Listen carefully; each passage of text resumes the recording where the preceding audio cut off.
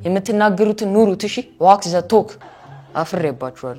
ምን ሆኖ ነው ኬክ እንዳይበሉ ከልክለሻቸው ነው ከበሉ ካንተ ጋር ጣላሉ ብለሽኝ ይሄው የፍሪጅ ለበኛውኝ ቁጭ ብያለሁ ስንት ጊዜ ነው የምናገረው አይገባችሁም እንዴ ጣፋጭ ነገር መብላት ለጤና ጠንቅ ነው ግልጽ እኮ ነው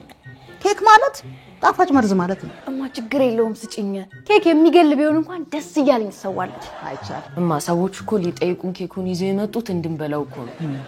ኬክ የተፈጠረው ለመበላት ነው አላማውም መበላት እና ታዲያ ያንን አላማው የምታሰናክይበት ከሆነ ታዲያ ጥቅሙ ምንድነው ተናግሬያለሁ አይቻልም ብያለሁ አይቻል ለራሳችሁ እኮ ብዬ ነው ይልቅ እስቲ ቀልድ ንገሩኝ ከነገርኩሽ ትሰጪኛለሽ ካሳቀኝ አንድ ኮምፒውተር ነበር እሺ እና ወድቆ ተሰበረና ሆስፒታል ተወሰደ ከዛ ዶክተሩ ገባና መረመረው ምናምን ከዛ በኋላ ሄዶ ዲስክ ተንሸራቷል አለ ኮምፒውተሩ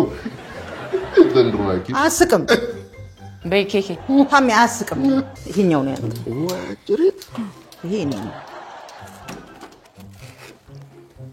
አባ እማ ምን እያረጋችሁ ነው ሄበድ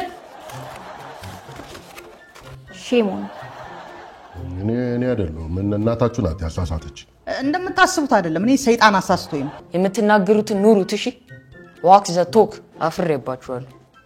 ሼሞን ያው ማትዬ እንዳልከው እኮ የኬኩን የመኖር መብት ህልውናውን እያስከበርን እኮ ነው ሼሞን በሏውን ተነሱ ነው ረክላችሁ ግን ባሉ ተነሱ እንጂ